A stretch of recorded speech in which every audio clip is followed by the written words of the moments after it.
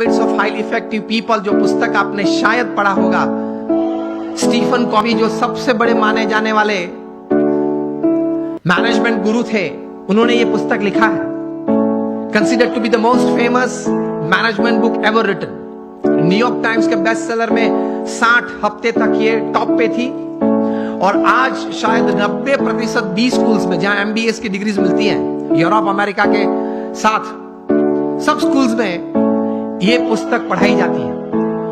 और Fortune 500 companies के शायद ही कोई एग्जीक्यूटिव्स बचे होंगे जिन्होंने इस पुस्तक का कोई कोर्स ना किया हो, कोई क्रैश कोर्स, 1 हफ्ते का, 2 हफ्ते का, 5 हफ्ते का कोर्स ना किया हो। इस पुस्तक उन्होंने लिखा, बहुत समझने वाली ये बात है, ध्यान से सुनना।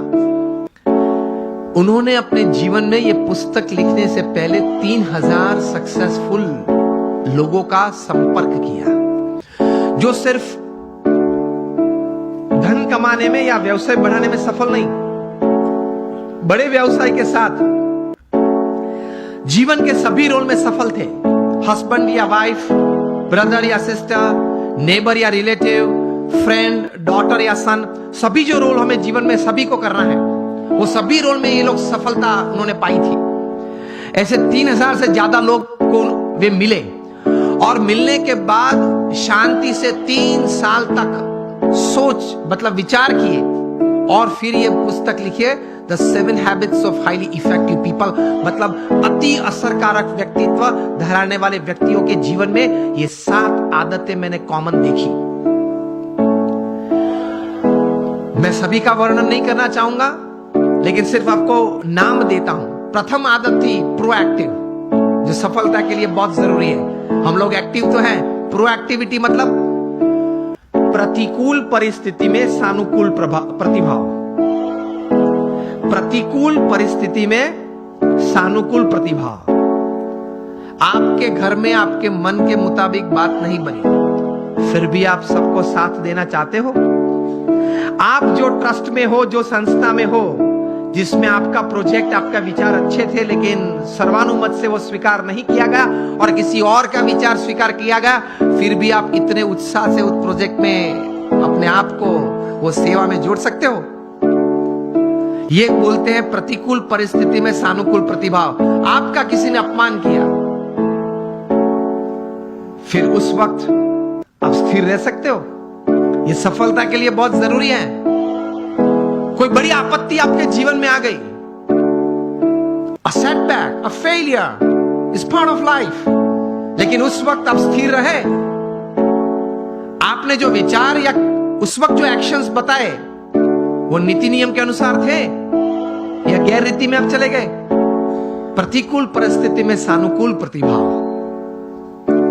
किसी ने चांटा मारा, फिर भी आप हंस रहे, हंस सकते हैं। To keep yourself stable is the first important aspect. प्रतिकूल परिस्थिति में सानुकूल प्रतिभाव। दूसरी बात लिखते हैं, begin with the end in mind. जो भी आप करना चाहते हैं, तो उसका अंतिम परिणाम आप क्या चाहते हैं, वो आप अभी से सोच लें, और अंतिम नतीजा शायद क्या भी आ सकता है, वो भी आप तैयार कर लें। तीसरी बात लिखिए, putting first things first, priority. चौथी बात लिखिए, थिंक विन विन। आप भी जीते, मैं भी जीतूं। आप भी पैसा कमाए, मैं भी कमाऊं। आप भी सुखी हो, मैं भी सुखी हूं। क्योंकि ये नेट का जमाना है, एज ऑफ इंफॉर्मेशन है, क्वालिटी कंट्रोल का जमाना है। आप किसी व्यक्ति या किसी कलीग के साथ 1 बार 2 बार चीटिंग कर पाओगे, तीसरी और चौथी बार नहीं। यस और नो? Think win win. मैं जिसके साथ धंधा करता हूं वो भी जीते, मैं भी जीतूं। वो भी सुखी हो, मैं भी सुखी हूं, दोनों कमाए। 5वीं बात लिखी थी, seek first to understand and then to be understood. ये मिलियनर यूथ समृद्ध जीवन के लिए ये आदत बहुत जरूरी है। Seek first to understand and then to be understood. आप पहले वो व्यक्ति को समझने का प्रयत्न करें, फिर वो व्यक्ति मुझे समझे, ऐसी अपेक्षा रखे। हमारी बात ये होती है कि देख, तू मेरा सुन, पहले तू मेरी बात सुन।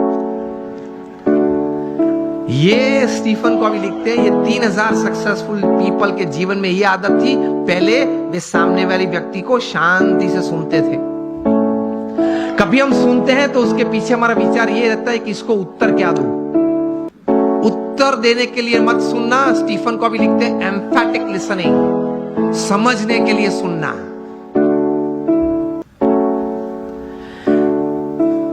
पांच आदतें हुई। सिक्स्थ लिखते हैं सिनर्जी। एनर्जी तो हम सब समझते हैं, मतलब आगे ऐसा लगता है। सिनर्जी मतलब दो या दो से ज्यादा व्यक्ति जब साथ में आते हैं, कुछ काम करने का निर्णय लेते हैं, काम करना शुरू करते हैं, मतभेद हो जाते हैं, कभी मनभेद भी हो जाते हैं, फिर भी साथ रहने का निश्चय करते हैं, साथ रहते हैं और चर्चा करते हैं, कॉमन मिनिमम प्रोग्राम डिसाइड करते हैं, कॉमन मिनिमम प्रोग्राम के लिए अपनी एनर्जी रिसोर्सेज अंदर डालते हैं, एक परिणाम पैदा करते हैं और परिणाम का आनंद लेते हैं। उसी आनंद में दूसरा काम करने का तैयार करते हैं, उसको सिनर्जी बोलते हैं। ये सिनर्जी के साथ काम करना वो आपको समृद्ध बनाएगा। लेकिन हमारी विचारधारा और आदत ऐसी है, 1 इंडियन इक्वल टू 3 जापानीज। एक भारतीय, उसमें इतनी ताकत होती है, 3 जापानीज जो काम कर सकते हैं वो एक भारतीय कर सकता है। 1 Indian equal to 3 Japanese, 2 Indians equal to 1 Japanese. अब पता चला, जब 2 भारतीय साथ में आते हैं ना, तब संग टूटता है। मेरे हिसाब से करना है, वो बोले मेरे हिसाब से करना है, तो फिर दोनों की शक्ति साथ में आती है तो भी कितनी बन जाती है, एक जापानीज जैसे। And 3 Indians equal to 0। 3 साथ में आ जाते हैं तो 0 बन जाता है।